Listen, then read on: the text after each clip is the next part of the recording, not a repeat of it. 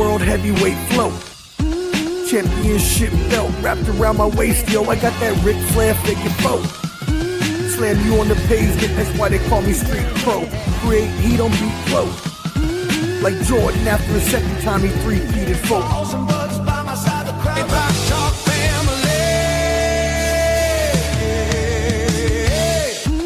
You came prepared, now get ready for the show.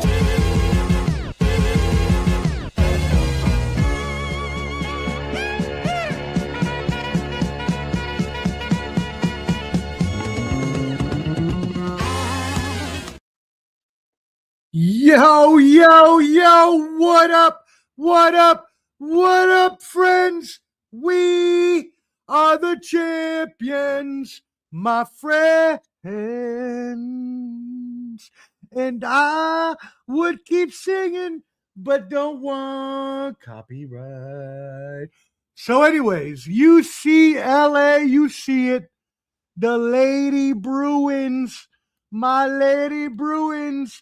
UCLA, 8 clap, UCLA, fight. I would do the whole fight song, but we don't have time for that because I got to get going to Country Box tonight. But I am so happy that my UCLA Lady Women Bruins won the national championship. Shout out to everybody. Coach Corey Close building a tremendous program. Lauren Betts, the best post player in the country. I don't want to hear about Sarah Strong or anybody else because she dominated the championship game. You got Kiki Rice from the DMV. Shout out my DMV brethren, Kiki Rice, and as well, Gabriela Jaquez. Yes, the younger Hawk got a title over her brother, Trip J, as I like to call him, Jaime Jaquez Jr. Look, the Jaquezes have been amazing for the UCLA program. What these two siblings have done for the UCLA basketball program over the past, 6 years, I guess, because Jaime was a junior when Gabriela came in as a freshman. Anyways, now she has the upper hand over her brother with this championship. Everyone else, I could name everybody on the roster, all the seniors, Sharice Lager-Walker coming in from Washington. You got Angela Dugalich, been there the whole damn time repping for us. You got Sienna Betts, the younger Betts. She's going to be a superstar for us in the future. So, hey, shout out. What a dominating victory. Did I think it would be that close? Hell nah. I thought South Carolina was coming up to put up a big fight. But as I told who was I talking to about that the other day? I was talking to somebody the other day. I don't remember who it was. But anyways, I was telling them I think that South Carolina just left it all out on the floor when they played UConn. And I'm going to get into that in just a second. Don't you worry. Because we got Gino Auriemma and Don Staley controversy to talk about. But fact of the matter is, South Carolina didn't put up as big as a fight as I thought they would. And so, we blew them out, blowed them fools out by about, 71-49 or some shit. I don't even know. I got the score right here if I really wanted to give you. It doesn't matter. It doesn't matter. It was an absolute thumping. It was 79-51. I do know the number. It was 28 points. I'm not going to act like I don't know. I do know. But what a dominating victory for the UCLA Lady Bruins. I love this team. I go back with, obviously I'm a UCLA fan.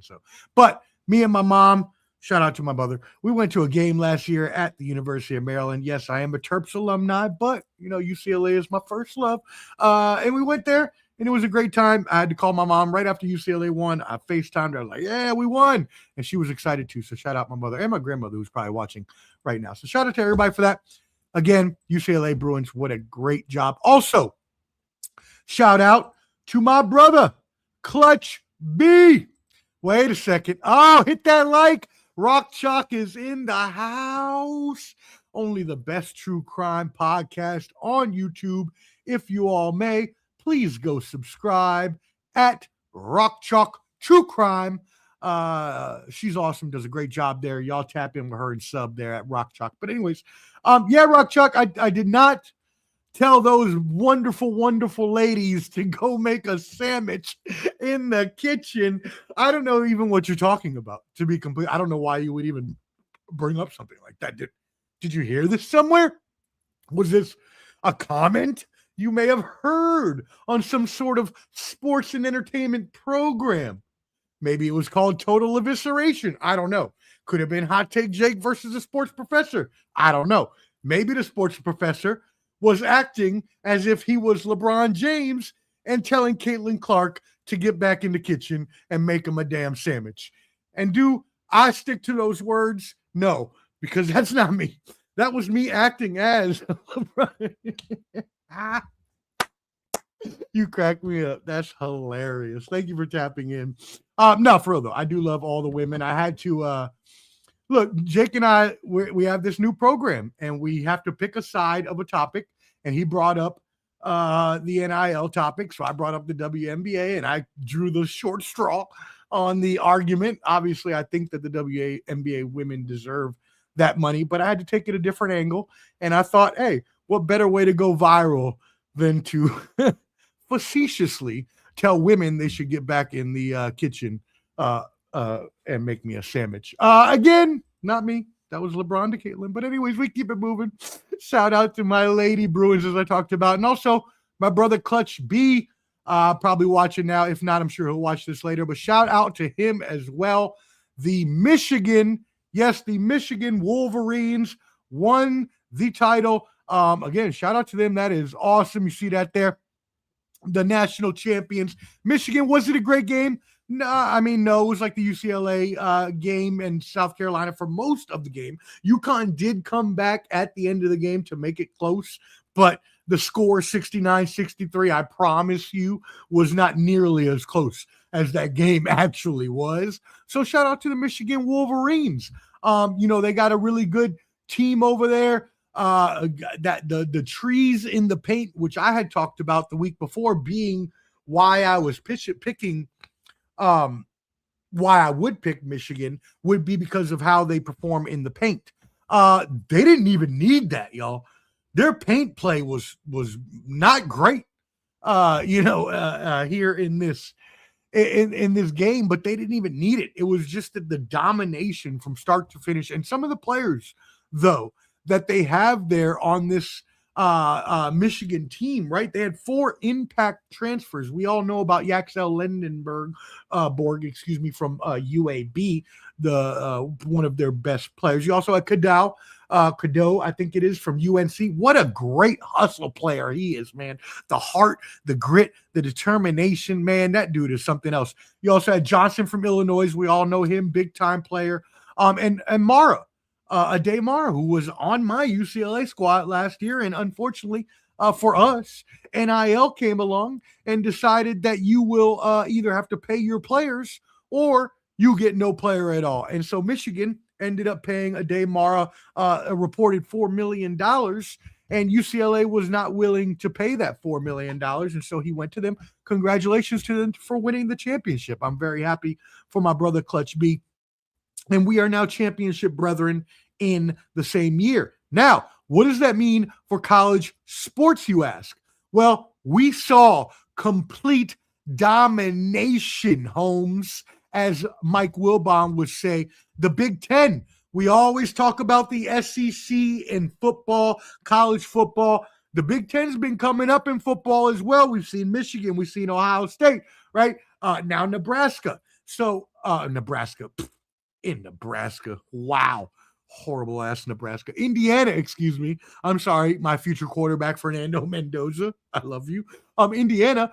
Big Ten supremacy is here and now, y'all. I know the SEC was what it was in college football, but it is no more like that. The Big Ten is where it is at in all college sports. And you think that I'm lying, but look, UConn was going for 3 out of 3 championships in 4 years. That's a big enough reason to turn them back. But also the Big Ten hadn't won since the 1990s was the last time that the Big Ten won a basketball championship. And as well, when you pair that with the women's, UCLA, as we talked about, right? If you pair that with the Indiana championship, now you're starting to lean into, wait a second here. Is it actually that the Big Ten is the best conference within the country? We got to go back and kind of look and say, okay, well, what are we doing now? Because if you look at the Big Ten, let me give you this. This comes from CFB Home on X, formerly Twitter. Shout out to them. Big Ten just this year, football champions, women's basketball champions, men's basketball champions, women's hockey champions, back-to-back for the Wisconsin Badgers, men's soccer champions, field hockey champions, men's water polo, because you know UCLA, we dominate up in that water polo. Number one, beach volleyball, UCLA. Number one, baseball team, UCLA. So you see the theme here. It's not just Big Ten, but UCLA dominating everywhere. That's why we are one of the best colleges in sports. It's just domination for the Big Ten. And I think we're going to continue to see this going forward. I don't see this changing. Yes, the SEC still has their chance here in football, but, you know, the Big Ten is where it's at. Cool? All right. Well, hey, look, tonight, before I get to the Gino Auriemma and get a little serious, I do want to promote Country Box 40 tonight. Yes, Country Box 40 at Plaza Mariachi here in Nashville, going down right now. Yes, right now, doors are open. The fights are starting as we speak. I will be there very shortly. You know your boy. I like to show up fashionably late to everything, but also, you know, I got other things that I got to do for my work during the day, other clients. And so, you know, I want to make sure I get a show to promote them. But definitely, if you are in Nashville, please go check out Country Box tonight. It's going to be a very, very fun card. Josh Popper, looking forward to him fighting Rydell Booker. Local fighter Jordy Gonzalez going up against Renly Washington. And then you got Shizara Oturi versus Simone Alfacida del Silva. That's going to be a great women's bout, so you're definitely going to want to look forward to that. It's free on YouTube at Country Box on YouTube. They're also on Fight TV, I believe. So, yeah, check them out. And if you're in town, come holla at ya boy. Cool? All right, let's keep this train moving because I do got to get out of here shortly. Oh, I forgot to show y'all my UCLA Bruins slide. So, again, shout out to those Lady Bruins. Well, what do we got to talk about here? We had some controversy before we even got to my UCLA Bruins winning the national championship. Boy, oh boy, did we have a blow up in the national semifinals between the UConn Huskies and two legendary coaches, Gino Auriemma, who has been to now, many Final Fours, many of 25 tournaments to be exact, many of Final Fours. Look, UConn is the dominant in women's basketball, has been since Pat Summitt and Tennessee kind of passed that torch to them. So it's not something that is unexpected that UConn is always going to be in the tournament, always there. But you've got to pay respects to where respect is due. And Dawn Staley runs an amazing program at South Carolina with those Lady Gamecocks. And she is a perennial winner and a legendary coach in her own right. She is top 5 in women's coaches victory already. So I don't even want to hear nothing about that. But let me talk to you. Let me talk to him. Yeah. Shout out LA Knight as WrestleMania comes up. Oh, by the way, quick aside, next week we will have NBA basketball playoff preview. That'll be on Tuesday, and a WrestleMania preview on Tuesday. Check me out with Bobby G, Wildcard Mar. Hopefully the Baseline NBA crew and the rest of us will be doing that Tuesday night. Back-to-back shows. It's going to be awesome. You'll get 4 hours of your brother or something along those lines. So be prepared next Tuesday. Anyways, continuing on with what I was saying.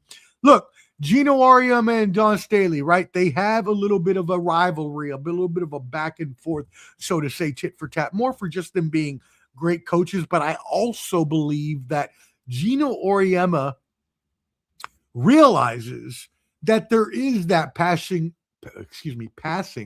of the torch at some point, as when Pat Summitt did it, Gino Auriemma. So when you know that there is a passing of the torch at some point, you see all of these other really good teams coming about and being built by Don Staley, by Corey Close, by Vic Schaefer, by the countless amounts of women's coaches that really do a good job in building these programs. Well, what happens is, in my eyes, Gino Auriemma sees himself being pushed out, right? He sees himself maybe losing that standing. And I'm not saying he's not a good coach. He's not going to continue winning. He is. But sometimes you become threatened by other people in your job, in your industry, in your field that you feel may challenge your throne. As the sports professor, I realize there are a lot of people out here that wanted to challenge the throne. Now, will they be able to? Not in a damn way. I am your sports professor. I am your sports expert. But the thing is, they can try to challenge the throne and they will just be defeated like the marks they are every time. But when you have a legitimate rivalry like Gino Auriemma or Don Staley, you love that great self-plug I did. Anyways, so what happened here? Let's get down to business. Before the game started, and there's video of this, Gino Auriemma and Don Staley and all the coaches walk by, greet each other, shake hands, even had a brief moment of words, good words at that point in time. Then, right before the game was this was like 5 minutes before this. 5 minutes later, apparently, Gino Auriemma was waiting on the court for like 3 minutes for Don Staley to come shake his hand, some kind of formality that's supposed to happen right as the game is starting instead of 5 minutes before when they had just done the same damn thing. I got to come do it again just for the cameras to make it look good. Is that the sort? I don't know. He didn't say that, but I'm assuming that's what it was for. Bro, I already shook your hand. I don't even think people should shake hands before sporting contests. What are we shaking hands for? After the contest, yes. I think good sportsmanship is to shake hands, good game, whether you're the winner or the loser. Before the game, no, I'm trying to kill you. Not literally. I'm trying to win this game at all costs. Last thing I'm trying to do is play nice or give niceties or give FaceTime for the camera. That being said, she still did it. They shook hands right before that. But fine. You want to play technicalities? Fine. So he's miffed about this. Auriemma continues to go through the game. Around the end of at the end of the third quarter, Sarah Strong, one of his best players, shout out Ozzy Fudd as well, rips her jersey out of frustration after a play. Gino Auriemma didn't see her do it, just saw her jersey ripped and started yelling at the refs. Then comes out in an interview between the quarters and complains about Don Staley doing the same thing, yelling at the refs, calling them names, blah, blah, blah. But yeah, he's here, tearing them down as well. Whatever, fine, okay. His own player did that, but he blamed it on the other team. He didn't know. Let's give him a pass on that, right? We're giving passes all the way because you know me, I'm a very forgiving person. Hey, we all make mistakes. Let's see if you can actually make up for it, as we go. After the game, what happens? They go to shake hands. He complains about her not shaking hands. Like, bro, you still remember that from 3 hours ago and you're that mad about it? Like, okay, bro, it seems like you are more upset because your team did not play well enough to get the victory. It seems like you were more upset about complaining to the referees and you want to now push this onto Don Staley and how you may feel about how she reacted to your technicalities, which, by the way, let's get something else straight. When they shook hands after the game, apparently that wasn't even the official line because apparently they had another handshaking line. Why are we having two handshaking lines before the game and after the game? Yeah. See where we're trying to cause problems. NCAA, one of the worst organizations ever made. You see where we have these issues. No more handshakes before the game. One handshake after the game. That's it. You want a handshake before the game? Captains can meet at the court, and it better be players. I don't need the coaches shaking hands. That being said, again, so now now he, as a little pouty, whiny guy, walks off the court for this second handshake, which I don't even think should be happening anyways, but he walks off. So now he's done the same thing that he's accused Don Staley of. So now you've got a whole little conundrum and tiff going on. Post-game interviews, Gino Auriemma says, why should I apologize? I didn't do anything wrong. Still, he hasn't seen the video of his own player ripping the jersey, so this goes to defeat his whole point. But fine, whatever. Dawn Staley, whatever people may say about her coaching style or her in general, which some of it is, due to people's racist tendencies, let's just be completely honest about it. Dawn Staley always takes the high road in these sorts of situations, and she did nothing more here. She said the game needs to be focused on the players, and even after, when asked days later at the national championship after UCLA won, she said the focus should be on UCLA. So always taking the high road. Shout out to her.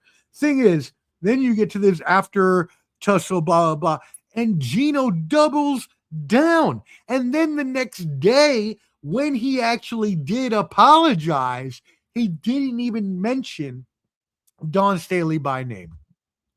Bro, I thought I disrespected the women last week in my show. Nah, man, you out here disrespecting more. At least I was joking around. You out here acting like a little baby. Bro, you got too much cash in this, or cachet for some of y'all marks that don't know how to pronounce it.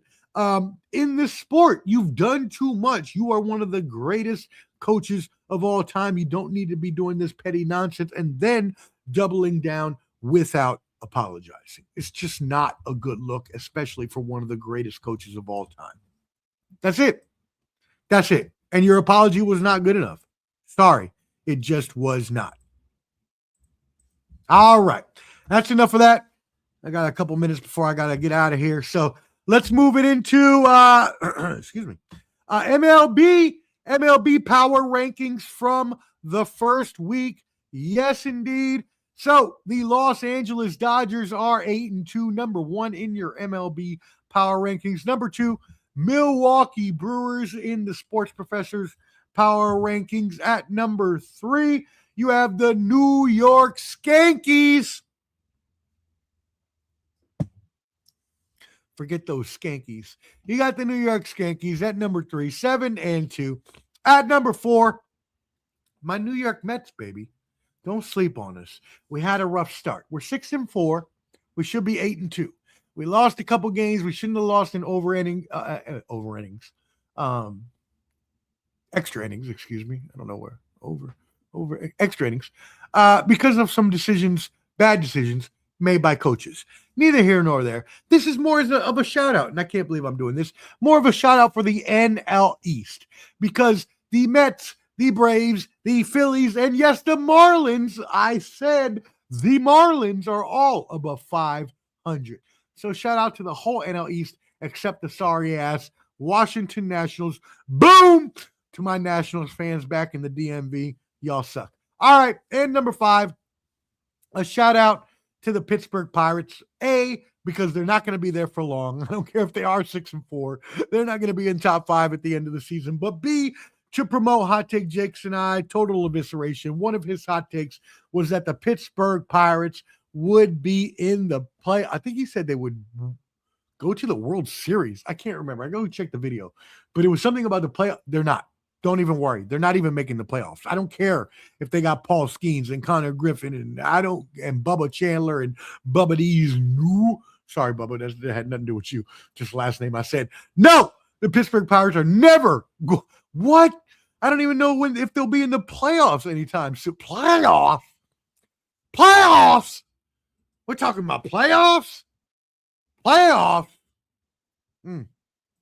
Not for the Pittsburgh Pirates. They ain't making no damn playoffs.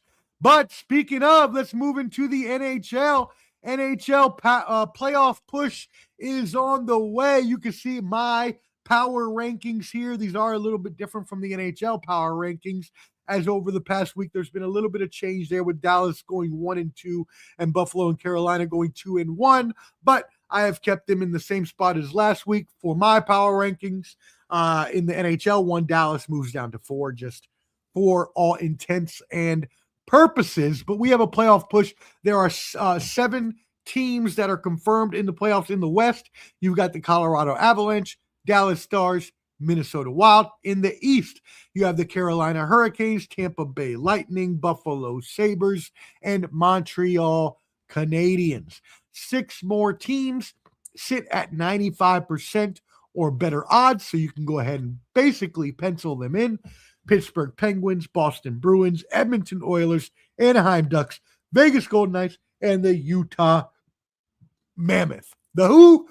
Who the dudes are the Utah Mammoth? Yes, the expansion team. The Utah Mammoth is going to make the playoffs. Wow. That's crazy. Not really in hockey, because I've said this before. So if you watch the Sports Professor, you know. Hockey expansion, they do a lot better job in making sure that the teams are well equipped. For instance, let me give you the difference here in what happens. The NHL will allow more players to be available for taking, because in an expansion draft in any of these leagues, these players have to be pulled from a pool. They don't have to be. They can be free agents too, but most of the people you want are already on teams. So they're pulling them from active teams, but there's certain rules, like you can protect a certain amount of players. There's rules on if contracts are restricted or unrestricted and whether that makes you available or not, and a couple other rules. It doesn't really matter to get into the minutia of it. Shout out to a Puerto Rican using minutia on live TV. Prayers up to my brother Conan. But so when you're thinking about that, the NHL does a lot better job of equipping their expansion teams versus if you look at the WNBA, which also just had their expansion draft for their 2 new teams. It wasn't as good. They barely got any really great players. There were some good players for sure. So the 2 expansion teams for the WNBA is the Portland Fire and the Toronto Tempo. With the number 1 pick, Portland took Canadian forward Bridget Carleton, who was a starter for the Minnesota Lynx last year and helped them to the best record. Great player indeed. But then you start to get into people that you've probably never heard of unless you're a deep WNBA fan like myself. It's and in the NBA, if you look at, I talked about this last week, if you look at the hypothetical expansion draft for the Seattle Supersonics and the Las Vegas unnamed team, the best players are going to be like Joel Embiid and AD. And then after that, you're starting to get into some, lower realm of, now you can still make a decent team that will get into the play-in tournament. But that's about all you're looking at with those sorts of building of rosters. So, hey, we'll see what happens. Shout out to my Kings. We got a shootout win over the Nashville Predators. Sorry, Preds fans. I'm a Kings fan.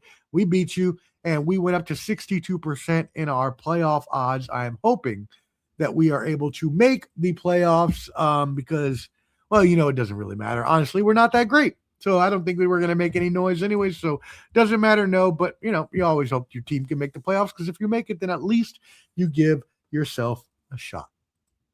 NBA power rankings.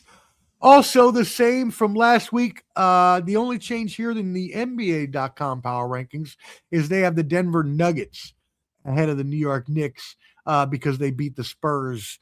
And I actually agree with that. I'm not going to lie. I was just lazy and I didn't feel like changing the graphic. So I didn't feel like changing the graphic, so I didn't care. So you get the Knicks instead of the Nuggets. I probably would have put the Nuggets up there too. Anyways, let's talk about some NBA news. Luka Doncic and Austin Reeves are out. All of the LA Fakers and Hot Take Jake's playoff hopes hang on LeBron bum-ass James. Also, Mavericks rookie Cooper Flagg became the youngest NBA player in NBA history as a teenager, 19 years old, to drop 50. Dropped 50 on him. He's going to be a beast. Yes, Hot Take Jake also had a hot take that said Cooper Flagg was going to be better than Magic Johnson. No, I do not agree with that. But yes, you should go watch it because Hot Take Jake is a fool, and that's crazy. 2 years from being removed from the best NBA, from being the worst NBA team, the Pistons have clinched the East top seed in the NBA. Wow. What a turnaround for the Detroit Pistons. I mean, JB Bickerstaff and the rest of the crew there done a tremendous job. Unrelated, LeBum James, who we talked about earlier, says that he hates having to play in Memphis. Other players have said this as well and suggest that a team be moved to Nashville. First of all y'all are bums. Just because y'all don't like going to Memphis or playing in Memphis. Look, I live in Nashville. And I said this on a show the other day. Nashville loves their hockey. Nashville loves their football. And Nashville loves their soccer. Nashville will not be able to support a basketball team. Yes. Does Nashville have the arena? Yes. We have Bridgestone. You could play the basketball games there. Do I still believe that matters? No. And you can take this for what you may believe I am saying, because I don't really care what the hell you think I'm saying. This town would not be able to support a basketball team. The people that live here, for the majority of them, do not like basketball. Hockey, soccer, football, yay. Basketball, boo. There's your Nashville lesson for the day. They wouldn't be able to keep a team, so you might as well keep it in Memphis, because even if you don't like playing there, I've been to games, plural, in Memphis, and they are always packed. So now, obviously, I don't go to every game, so I can't tell you that at all. But the games I've been to, which are Celtics games, to be fair, Celtics fans travel very well. Neither here nor there. You might as well keep it in Memphis if you want to keep the revenue up. Because if you move it to Nashville, and I'm not saying I don't want you to, please come to Nashville, because then I get to see the Celtics play and not have to go all the way to damn Boston or DC to go see them play. I can watch them here and not have to go anywhere. So please come to Nashville. But what I'm saying is the type of people that live here, and again, you take that for what you think I'm trying to say, and it probably is what you think I'm trying to say. The people that live here would not necessarily support a basketball team. Cancel me if you won't. Hate me if you like. I don't, as Eminem said one time, I just don't give a. Anyways, we keep it moving. In other NBA news or in basketball news, Candace Parker, Amari Stoudemire, and Doc Rivers headline the 2026 Basketball Hall of Fame. Shout out to them and my championship coach, Doc Rivers. All right, WNBA news, couple more news items. We're going to do WNBA, a couple mixed bag items, and I'm getting out of here. Got to get to Country Box. WNBA offseason has been crazy since they did come to that labor agreement. So we are seeing over 100 free agents. More than 80% of the league are trying to cash in on this new deal, these new media rights, the new bargaining agreement, all of this stuff, new revenue, all this. Also, which, by the way, Asia Wilson is going to get that Supermax among other players very soon. Nafisia Collier is one of the other top free agents. Players can start inking deals on Saturday. In other news, Angel Reese, shout out my girl Angel, also a Maryland Terrapin.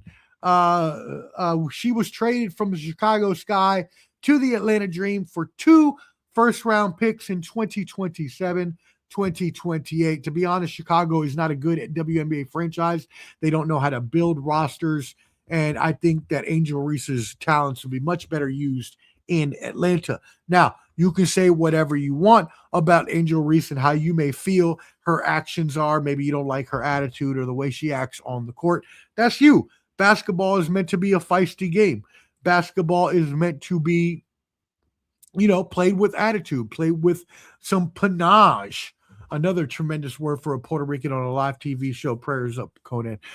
So I love Angel Reese, not just because she's a Maryland Terrapin, but also because she is a good player. I liked Charles Barkley, and that's kind of what Angel Reese reminds me of, is the WNBA's version of Charles Barkley, a amazing rebounder that'll also get you buckets and can also pass the ball and will be tough. That's what you want in any NBA or WNBA player. So shout out to Angel Reese. All right, let's finish it up. A couple more news here. Hopefully, we are putting some good juju in the air for Mookie Betts and Juan Soto. Both went to the injured list. You know what? My Mets need Juan Soto, so please come back quickly. Inter Miami in our MLS Major League Soccer opened their new stadium. Yes, called the New Stadium. And don't ask me. Lionel Messi scored the team's first ever goal at the new stadium in a 2-2 draw against Austin Football Club. Three last notes. North Carolina is expected to hire former Nuggets coach Mike Malone. What a crazy hiring this is. I don't really understand it too much. Mike Malone obviously was with the NBA and the Denver Nuggets. They did kind of lose options with Billy Donovan and Dustin May backing out. So they kind of lost like impressive options. But he hasn't been in college for a decade or more? I mean, is it really proper for him to come back in this sort of situation? I don't know. I don't know if it is. I don't know. They hired Bill Belichick trying to go the pro route there. And I know college sports is turning into pro sports. They're hiring GMs, so on and so forth. But that doesn't mean that you got to go hire pro coaches. And I said this about Bill Belichick at the time. NFL coaches are not going to mesh well with college students. They are used to coaching grown-ass men, not college students, and especially this era of college students, which are more into social media than caring about a job. And you can hate that or you can love it, but I guarantee you one thing, they're learning how to use technology and make hands over fist way more money than some dude that worked in the coal mine in the 20s. I'd much rather be them, whether you hate him or not. So it is what it is. Giannis Antetokounmpo not happy with the Bucks. The NBA is investigating why they are not playing them. Tanking. But if you're Giannis, and this is what I got to say to you, brother, if you want to stay with Milwaukee, which this could be your way to force a trade, which I could see. But if you did want to stay in Milwaukee, this is perfect for you. You get to rest the rest of the season because it ain't like y'all doing shit. And all you would do by playing is make it worse for your organization because then you might knock them out the lottery if somehow you were to get into play-in, which ain't going to happen. But if somehow you were, that would be worse. Plus, you get to rest. Plus, you get to get any nagging injuries gone. And if you get a lottery pick, you might get a really good player to pair with so you don't have to leave Milwaukee. Because being in one place for your whole career is a very special thing. Doesn't happen anymore. So not saying that you should do that. You should go wherever makes you happy and where you can get that money and where you can get championships. But you are hurting your own cause by asking to play and having your own organization investigated into because you're trying to say they're holding you out for an injury when all they're trying to do is make it better for you. So, homie, shut that trap and sit the hell down and you be all right. Go play dominoes with your brothers. Last but not least, shout out to Joe Adele. Robbed 3 home runs last night. Now, I mean, the leader in home run robberies last year only had 4 the whole 162 games. So for this guy to have 3 in one night, and not only did he have 3 in one night, but 3 home run saving catches in 1-0 ball games. Each time he had those home run saves. Basically he saved the game so it's 1-0. If he doesn't make those 3 catches, then it's their team could lose the game at any point, any one of those points in time, right? So we're just like, wow, that's a surprise in general in terms of sports. So I want to show y'all the highlights of this and give y'all some commentary and some analysis so we can see what's actually happening here. So let me share my screen with y'all real quick. Boom, here we go. You can see here, this is early in the game. And sorry, this is late in the game. This is the last catch.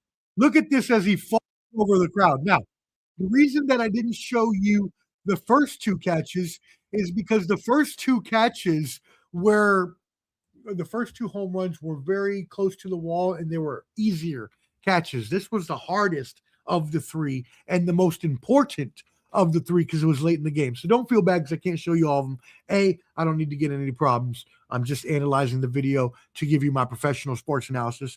So I don't want to get any, violations on YouTube. So I can't play too much of this. Just want to give you my analysis, but also because this was the best and most important one. So let's watch this again. If you see, he's striding at a very long stride.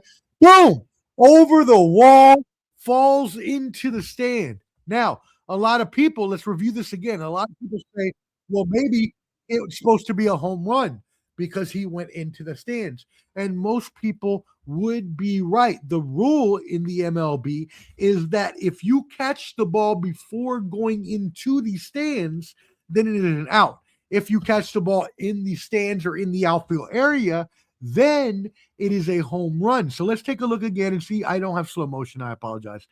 Maybe I do. What do we got here? No, I don't. But anyways, let me try to pause it. So you can see he is still kind of in the ballpark area before he falls over and catches it. Let's see if I can. So where's the ball? So you can see right there. He catches the ball. Hold on. Let me go back a second. Right here. Boom. So you see the ball, right? Right there. He was still inside the lines. He still had, when the ball is caught, you see the glove right there. You see he grabs it before he hits it. The ball's coming right here. Boom. He's still in the ballpark area. Then he fell in. So that is a catch under MLB rules. Shout out to Joe Adell. Highlight of the week. I am the sports professor. Thank you for tuning in to the professor's Semanalmente. I am off to Country Box 40. Please join me there if you are in Nashville at Plaza Mariachi. And if not, hit that like button. Whether watching now or on the replay really does help us out in the algorithm as there as well. Linktree, QR code, handy one, up there at the top. Snap that with your QR code scanner. Go to the Linktree, subscribe to the YouTube, follow the Instagram, and holla at your boy. Until next week when we have our NBA playoff and WrestleMania preview on Tuesday and a new episode of Total Evisceration with Hot Take Jake and your boy, the sports professor, on Wednesday. I wish you a blessed and tremendous week. Be kind, love each other, and spread love. I messed that up. Spread love, the Omar. Can't believe I messed up my own damn catch line. And spread love the Omar way. Holla. 5,000. Oh, yeah. Whoa. Ball and butts. Let's go. Let's go, let's go. Let's go. Whoa. Ball and butts. Run the show. Let's go. Whoa. Ball and butts. Ladies and gentlemen, welcome to the show. Welcome to the show. Ooh. Lights on bright like a championship night. Talking every sport and they do it right. Basketball brackets in the boxing fight. Oh my God, the mic and the take so tight. From the court to the ring, they cover it all. Balls and buzz when the big games call. Crowd get loud when the show go live. Sports talk, energy, feel that vibe. Every highlight replay slow. Everybody watching the Ball and butts. Go. Let's go, let's go, let's go. Let's go. Let's go. Ball and butts. The show. Run the show. Oh, fight night gloves when the bell go ring. Break it down like a championship king. March Madness when the bracket explode. Talking hoops while the highlights roll. From the court to the cage to the title fight. Every sports fan tuned in tonight. When the play go crazy and the crowd erupt. Everybody watching balls and buzz. Let's go, Omar. Ball and butts. Go. Let's go, let's go. Let's go. Let's go. Ball and butts. Run the show. Sports talk kings when the cameras roll. Bring the club anthem, feel the soul. Balls and butts. Let's go. Let's go, let's go. Run the show.